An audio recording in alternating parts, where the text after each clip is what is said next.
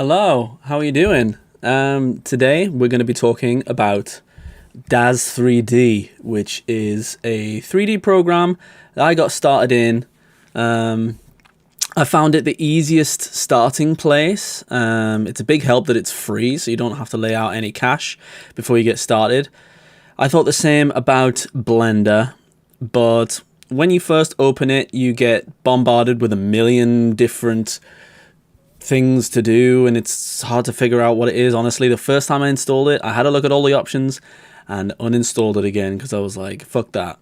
So DAZ is a much easier place to start because you've got a lot of the things pre-built for you, ready to go. It's a good place to start getting used to the XYZ axis if you're not used to working in 3D, forwards, backwards, side to side, and up and down. It's a bit of a mind bender. And having all those pre-made elements inside the program really helps. You can pose characters, you can light them the way that you want, and yeah, having everything kind of ready to go takes a load off the mind when you're first starting out in 3D. And then after I'd got used to DAZ, then I took that knowledge over into Blender and started doing things like sculpting and modeling. And when you're more used to that 3D space, it's easier to get your head around it all. So for DAZ 3D, there is a link to the program down below. If you follow that link, you can go to the website and grab a free download at said button, and you'll be impressed by the program.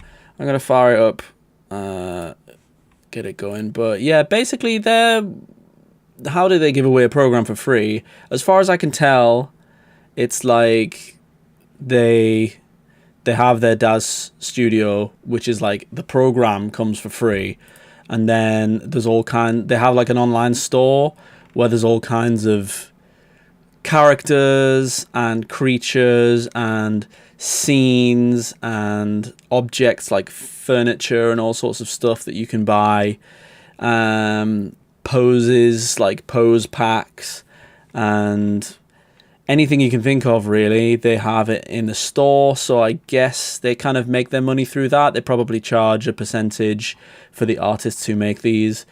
Maybe they make some of them themselves, and you kind of, instead of paying for the program, you pay for the elements that you would like to use whilst you're building your artwork. So, and then over the years, you build up quite a library of different things you've got. There is some stuff available for free online as well, so don't feel like you have to pay straight away for stuff. You get a few basic things when you first download the software, and then you get a few free bits and bobs out there online. If you search like free DAZ 3D elements, there's like some websites like give away a few bits, like to try and get people to come to their store so you can download a few pieces of clothing or characters and things like that. But obviously the quality may vary when it comes to free stuff. If you want the quality stuff, it is a lot better when you decide to pony up and pay the cash. I tried to get away with free stuff for a little while. If you're good enough in Blender, you can kind of sculpt your own characters to use in it as well. But like, when you get down to it, like, some of the stuff in the store can seem expensive, but it is pretty peak in quality. So I'll give them that. I will give them that. All the characters and the clothing and stuff. So once you've downloaded the program, you can set it to run, and you'll be presented with this screen. And in here is going to be kind of like your workspace. I've got two windows open at the moment. You can just, this viewport tab up here, you can click how you want it to look. I think automatically it'll probably just be like a single view like this, and you can play around with it in there. I like to have it in a side by side so that I've got two open, and one will be my camera that's pointed. It'll be like a preview of the render almost, and one is like a perspective view that's in a lesser quality to kind of preview how I'm it's easier to work on that screen. So let's show you a little bit of what we might do. We're just going to do super basic, super simple today. I'm going to show you how to load in a character, how to light a character. Let's just get our Genesis 8 basic male here. I think in the latest version of the program there is Genesis 9 characters now as well, but I'm still using this version. I think there is a new version as well. But yeah, so this is our dude. And you can see how on one side it's rendered really nicely because it's rendered with NVIDIA Iray, which is a pretty powerful renderer. It's like if you're going to use raw 3D without any kind of filters on it, putting it through Photoshop. Obviously my graphic work is all very heavily filtered, so the final render doesn't have to be the most amazing thing in the world. Iray does a great job of it being really accurate, but if you want it to look like real, there are other rendering engines out there in different programs like Arnold and stuff like that, but that's all quite advanced. For now, Iray will be great for you. This side is in like a texture shaded view, so it's much less resource heavy to move around in your second window. And as you can see, the default camera stays pointed where you were. So like say you want a headshot, you could set the default camera to your headshot here. And then you've always got a preview of your headshot and your character here, whilst you use this other side to move around and place lights, place other objects, do whatever you want to do, see how the face is looking from the side or the front or whatever, to see how it's quicker if it's not fully rendered working on this side. So what we're going to do right now, I'm just going to go and find some basic bits that I have. I've got a few characters here, so I'm going to load one of these characters onto my basic figure. So if you have downloaded a character, you could just you can just double click him, and oh, is he gonna? He's just gonna load in a separate character, is he? Oh yeah, okay, never mind. I've loaded in a separate character, so now this looks very strange. We look like we've got some sort of skull dude going on. I will delete the original character.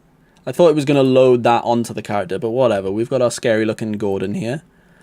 He's been mewing. Good lord, look at that chin. Incredible. And we're going to put some hair on him. Going to pick some basic hair. So you click in up here, you've got your kind of elements. This is Gordon. Good old Gordon, our dude. Look, he's ripped, isn't he? Good lord, Gordon has been hitting the gym. And Gordon is going to wear Carlos's hair. He looks like... he reminds me of a scary YouTuber. I can't think of the name of the guy, but if you remember who I'm talking about, put it in the comments. Will Tennyson, maybe? Maybe not, but a scary YouTube guy. If you know who I'm talking about, leave it in the comments. So, we have our character here, and as you can see, we've put some hair on him. And if you've downloaded any different like clothing for your Genesis 8 characters, you could load in some clothes onto him. Ours is going to be quite close up, kind of like face shot today, but yeah, you can. That golf outfit is just hideous, but in line with scary YouTuber guy. You can see the quality of that kind of, the clothing isn't very good compared to the character. But if you ever want to get rid of anything, you can just select and delete it. And we can maybe put on something a bit cooler. I mean, like I said, we don't actually need him in anything right now because we're just using a close-up shot. So I'm going to try and kind of like pose my camera the way that I want it. We're going to do basically like a kind of Jane Doe down sort of strongly lit face vibe thing, and we'll just quickly take it over into Photoshop. And why am I zoomed in on the nubbin over here? We got nothing going on, nothing interesting happening over there, which is actually useful for YouTube. You may not look upon male genitalia. It's a sin against God and the YouTube policy. So, whilst we're looking at our fantastically chiseled chin here, we're going to load in a light so that we can light our character. Here we can... So, if you come up to the elements at the top here, you can see this little create new spotlight there. We're going to click that, and we're going to apply the default settings.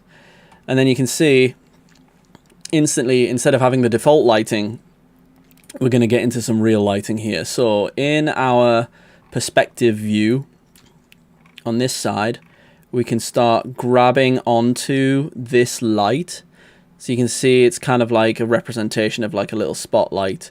And if you grab these points at each side there, you can start to manipulate this. We can pull it back, we can pull it up, and we're going to light up different parts of our guy. So, for us to get some cool lighting, I think we're going to go up above. And then you can also see, like, around there, there's, like, circles. If you grab onto the circle, you can rotate it in that direction. There is, like, a freeform one in the middle where you can go woo, woo, woo, which is fun, but not as useful. I mean, fun is sometimes useful. But, yeah, so what we're going to do now, we're just going to quickly change our render settings so that it's only rendering the light that's coming from this spotlight, because currently there's kind of like a global illumination thing going on. You can see our character in our main window there is still lit from kind of everywhere, so there's like some global kind of illumination going on, and we want to get rid of that.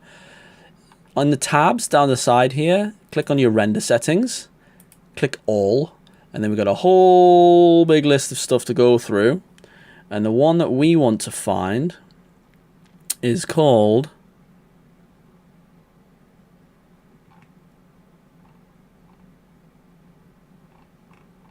there is a lighting thing somewhere. Which one is it that we want to go for? Environment mode, dome and scene. So I think we're being lit at the moment by both the dome and the scene, but we want to be lit by only the scene. So the dome is something we'll go into later on down the line if we do a more advanced DAZ kind of tutorial. But for now, we just want to be our scene, which is, the scene is basically just the character and the light for now, and the camera as well, but yeah. So we want scene only, and you can see the lighting there then changes to being the kind of lit from above look that we're going for. But right now, it's not bright enough. It looks quite bright over here in this window, but in our Iray window, it's not bright enough, and that's just to do with the way that the render engine kind of treats the rays of light. And Iray likes more rays of light than this side does. So on this side, as we turn things up, it might wash it out, but that doesn't matter because it's just a temporary preview. What we want is it to be correct on our render. So if you look over here and click on your spotlight, down below it, there comes up a bunch of parameters. If you click all and kind of scroll down, you'll find down here luminous flux, and that's how many lumens or how strong basically the light is. We want it strong, so we're going to click on this 1500 that's already down here. There's 1500 that's already down there, and we're going to put an extra 0 in and see what that does. And you see straight away here that our character is far more strongly lit. That's more like it. That's what we're going for.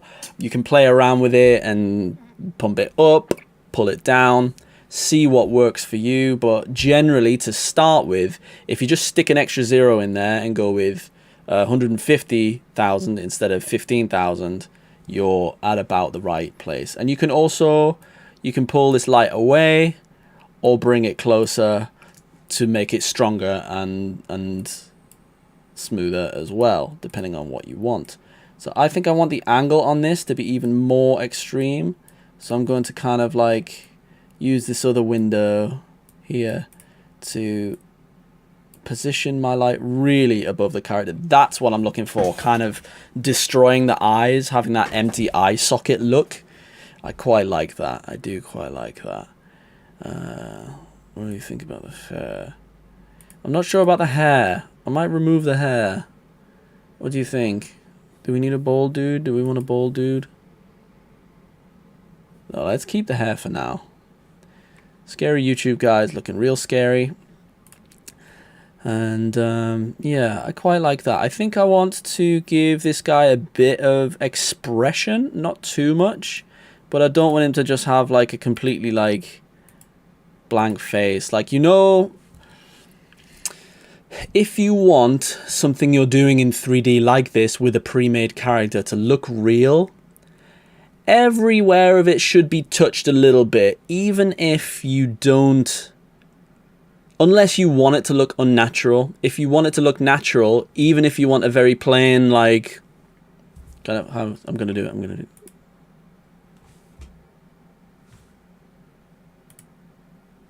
like this. Is this what you want? Tell me. But like, oh, that's the wrong button. Even then, like, I can't, like, until I'm dead, I can't like have 0 impulses going on in my musculature in my face. So you're still gonna have like a little bit of stuff going on. What I like to have is just like the mouth like open just a little tiny bit, maybe pull the sides up or down, just to make it feel more natural. So how we can do that is we can come over to this side and select our character, and again, if we come down here, there's a ton of parameters that we can look at. If we filter by mouth, oh, there's a filter at the top there. If you see there, you can click mouth, or you can type mouth rather in the filter, and then it gives you all of the mouth sliders.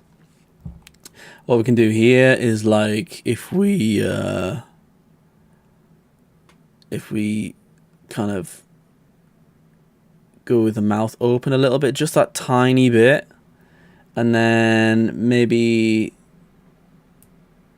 bring the corners of the mouth in slightly, and then is there a way we can mouth frown? Is that it? Yeah, just take the corners of those down, and then yeah, it's really just very slight, not mess with the sliders too much, not changing too much about the face, but it's just to make sure that it's not a complete dead stop. Like, you wouldn't just like load in a T-pose blank character and render that out. It's like, yeah, if you're trying to emulate, particularly if this was going to be a 3D render that you use just as the 3D render, if you want it to look realistic in any sense, you need to have kind of touched and tweaked pretty much every parameter that you can, even if it's just the teeniest bit, so that it feels alive and moving and mobile kind of thing, real. I've seen some pretty convincing renders come out of. I was saying about iRay before, how you render with Arnold, but like I've seen some pretty bloody convincing stuff come out of Daz. If you can dial in the settings and stuff, it's particularly good at like that kind of like grainy phone camera style, which makes it feel really real as well because it kind of hides any of the imperfections. Really cool, really cool. So we've got our character here, and we've got our thing from above. Do I want to go any further with that? Yeah, I think like really dark with that render. I think it's really cool. And one thing I like to do as well is that like because I quite often work on a black background, like all this in the corner here when it's like dark, like that's all gonna get lost. So to pick it back out again, when it's on a black background, you can do what's called rim lighting the character, which is when you have the light behind the character, so kind of you get lighting along the edges of the character. I'll show you what I mean. So this, if we come over here and select your spotlight, and then come back over to this side and make a new one again, but this time instead of applying default settings, go copy selected item, and it will basically just copy the spotlight again. You'll see it makes things super bright there, but basically copy that and then use spotlight 2 and bring it around the back of your character, and you want it behind the character so the camera can't see the light, but you can kind of make these effects that I'll get to and show you now. So if the light is nice and strong from behind the character, whoa, it's not going where I wanted to. From behind the character, and for now let's just do it straight behind, see how it lights up the hair. You can see at the edges there, it's just starting on the edges of there, it's just starting to pick up some of the detail. So what we can do with this is like bring this off to the side and then point it back in towards the character, and then you start to pick out the details on the side of the face. I don't know if I've gone a bit too far with it there. Let's go back over.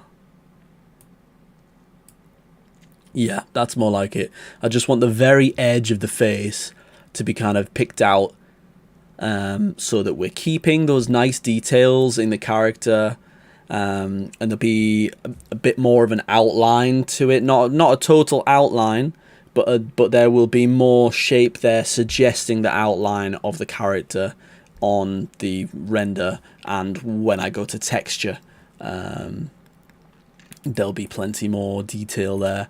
And then I'm going to again duplicate that spotlight and then just pop that over on the other side of the character so that we have a similar vibe thing going on. Let's try and keep it relatively even.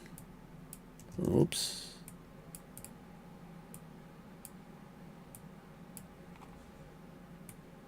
And then again point this in towards that side and pick out the detail on the other side as well.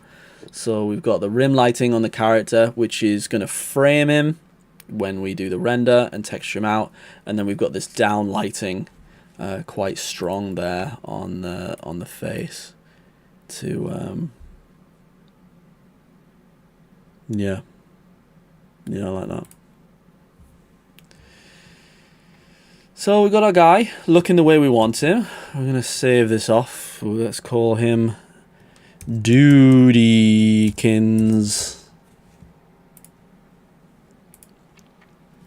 And we've got our guy saved out. Now, if you click on the window that you're working on, because if you clicked on, that's the one problem of working with the two windows, is if you have the wrong one selected when you go to render, you can render out the wrong window by accident. I've done that plenty of times. Let us render. Let's just go back to render settings and just check that this is big enough. Yeah, it's not the biggest, but again, we blast this with so much texture in Photoshop that it's not super important. Let's hit render. And let's render out our character. So there we go, that's the first pass, and then it'll go through and do a bunch of passes and stuff. I'm not going to leave it too long here because obviously we're streaming, we're live, we're here in San Diego, and like I'm not going to keep you all night. So if you click cancel, it doesn't get rid of it, it just kind of stops it where you're up to, and you can save it there to use it. If you are ever rendering to use this 3D piece, then make sure you leave it to completely finish rendering. But right now, I'm just using this as a base for some graphic art that I'm making and blasting with texture, so it's not as important. Let's save this out as a random jumble of letters to my desktop and close the program. There we go, and we have here our lovely render, which we will open up in Photoshop.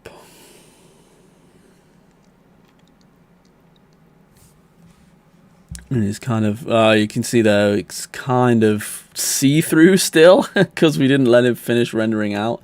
Let's put some black behind that.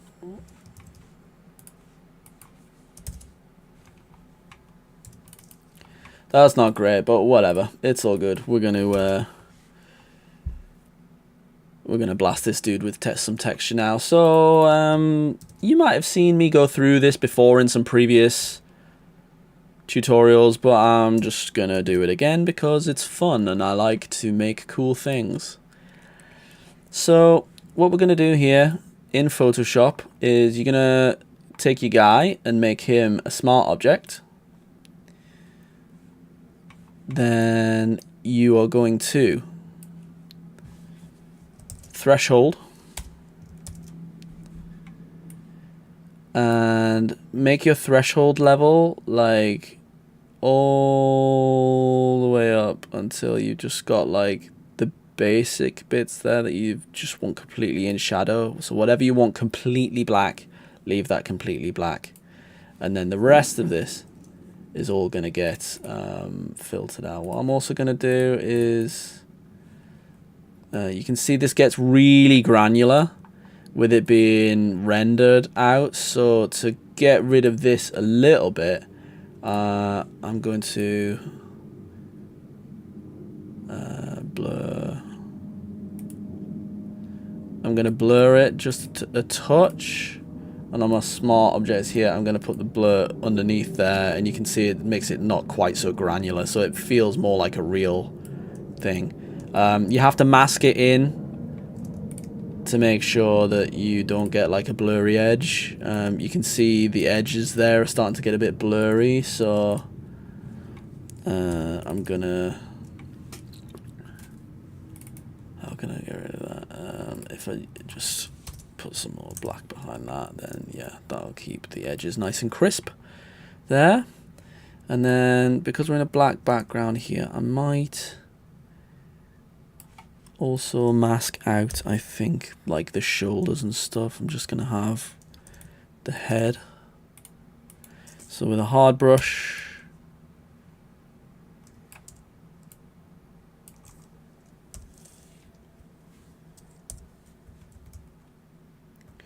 we'll mask that out, so we've just got the character's face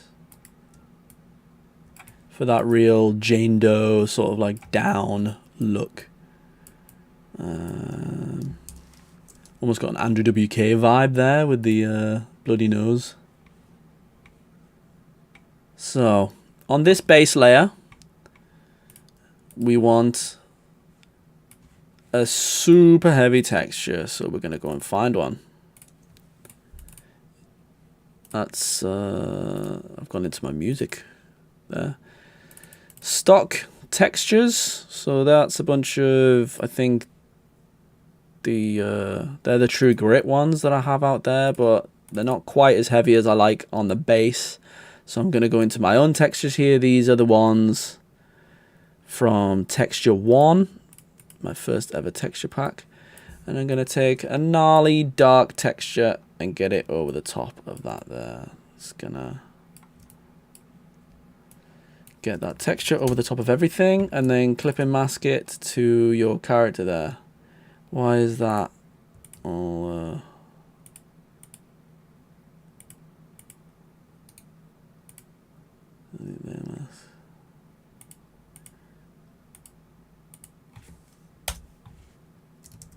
No. I don't know what's up in there. My mask is gone. Mask back.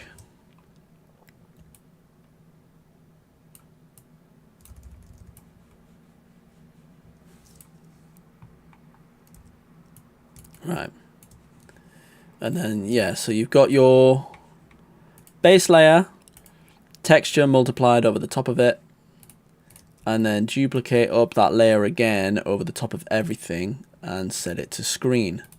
Then when you start, you click back into the threshold, which you can do because we made it a smart object. You can then start pulling that back, and you see that like underneath there is still all that texture detail. So I usually like to go for 3 layers, so I'll probably have 1 layer which is like that with the lightest bits. I'm gonna go for a midway point there, I think. So we need a midway texture. Let's try something like that.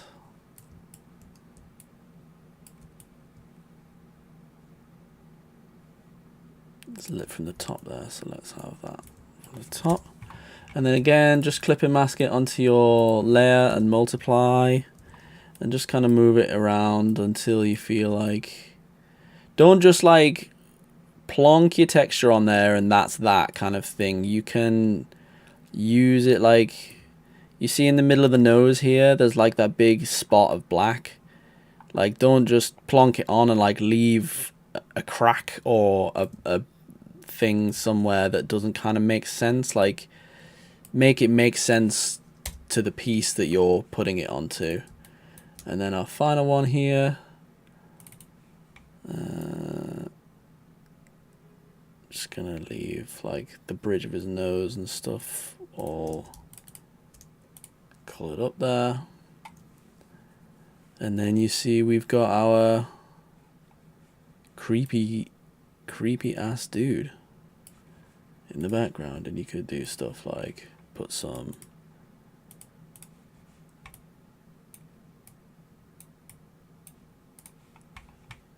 colored eyes in there or something if you wanted to.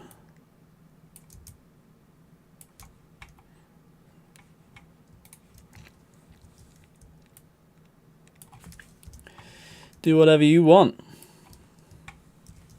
It's your piece.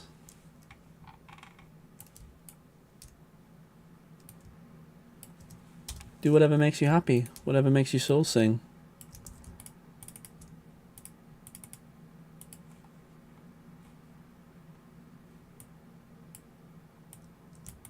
Yeah, there we go.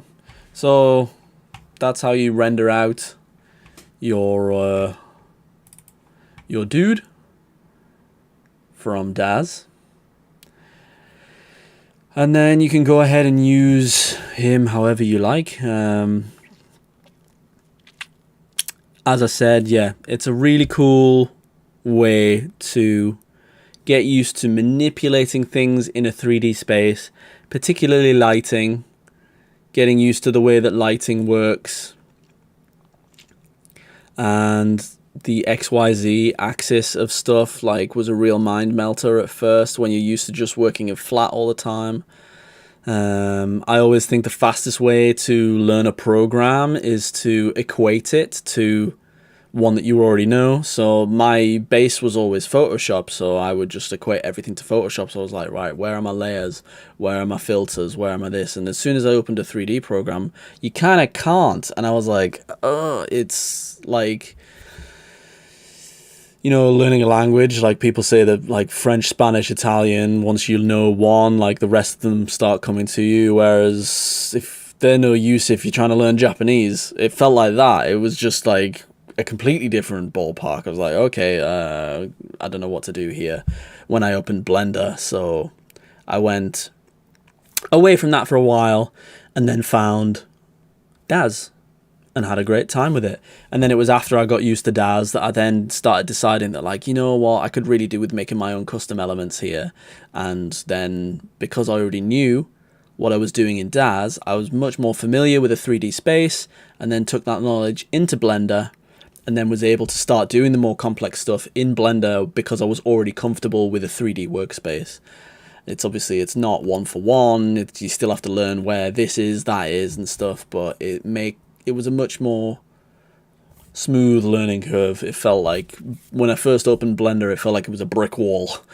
But that said, there is a ton of awesome content out there, particularly for Blender, on how to sculpt, how to model, how to render and stuff. Blender Guru is awesome. If you go and check out his channel, if you want to learn anything on Blender, like the whole donut series. I know some people take the piss out of him doing like a 16-part series just to make a donut, but like it's that granular kind of thing to learn a program that's got that many parts to it, and which is evolving all the time as well. So it's a complex program, but if you just take it really step by step, you can still get there with it. Anyone can. It's just a matter of time. It's just a matter of staying dedicated to it and trusting the process, just kind of doing a little bit here and there, keeping it up over time. Don't expect to just open a new program and be great in it straight away. Just understand that, okay, I'm opening a new program. I'm going to check out some tutorials online, find a guy that I vibe with. You know, that's quite important. Like it's hard to sit there and watch tutorials of someone you find a bit grating. Find someone you vibe with, go through all their tutorials, the most basic stuff you can, until you feel like you've got a good grasp of it, and then go through the tutorials again, but try and put your own spin on things. Google stuff. How do I do this? How do I do that? And the more you put in, the more you get out, for sure, when it comes to things like this. Cool. Well, there we go. It's our render and our creepy YouTuber who's ready to end the world. That was my kind of basic introduction to Daz. Thank you so much for watching. Thank you for coming and hanging. If you are a graphic artist like me and you like any of the textures that you saw today, they're available in the Texture One pack from the link in the description. There's 15% off if it's your first order. Thank you so much again for all the support and watching my videos. There'll be another one coming the same time next week. I've got more coming up on logos, death metal logos, and how to get that symmetrical vibe on the go, how you find the symmetry in a seemingly random word. How do you make it symmetrical? And a few other interesting topics coming up. And a bit of more Halloween stuff as well, because of course it is October and I am giddy about that. See you same time next week. I hope you have a good one. Thank you so much. Cheers. Bye-bye.